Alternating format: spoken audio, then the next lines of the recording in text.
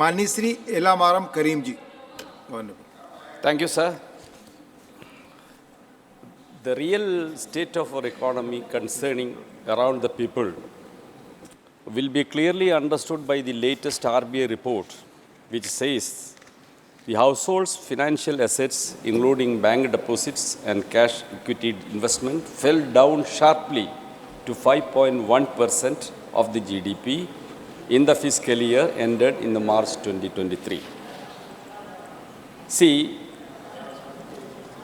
on the other hand, the household debt increased 5.8% of the GDP in the financial year 2023, which is the second highest annual increase since independence.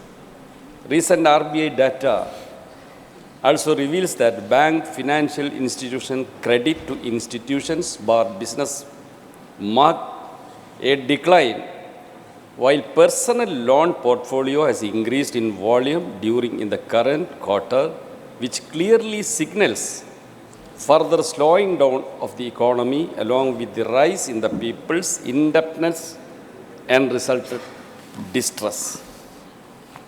Sir, in addition to these technical issues, there are broader concerns about the overall economic direction of the country. Tax concession and incentives are given to the rich corporates, are widening the gap between the two Indias, the rich and the poor. Real income of the top 1%, the cronies of Modi government, rose by 30% from 7.9 lakh crores in 2019 to 10.2 lakh crores in 2022.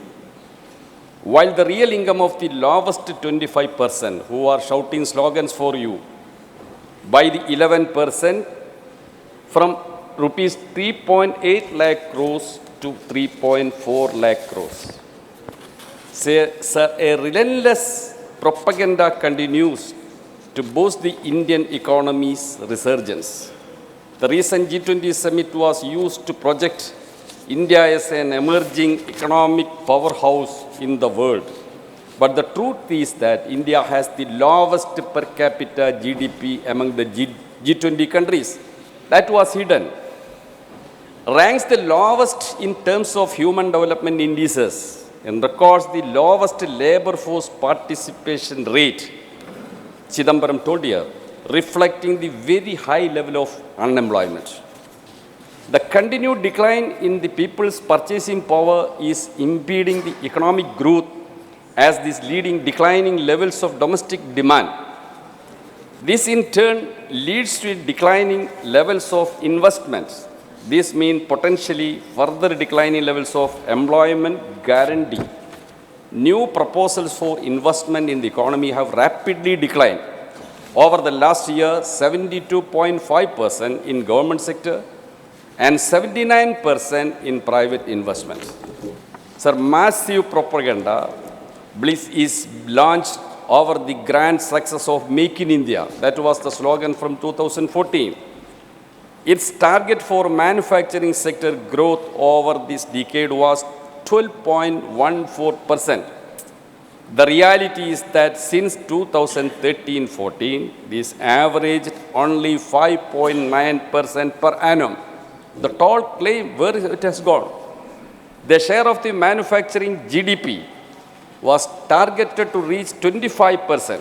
This, however, remained stagnant at around 16.4%. But when 2011 and 11-12 and 21-22, jobs in manufacturing sector declined from 12.6% to 11.6%. I am concluding, sir. Deepening rural distress is reflected in the demand for jobs under MNREGS. Last year, this grew by 15.3%, and compared to 2019-20, this grew by 29.4%. But unluckily, the allocation for MNREGS drastically cut down in the last budget. Fresh evidence that have emerged about the Adani Group manipulation, that is also a part of this economic policy.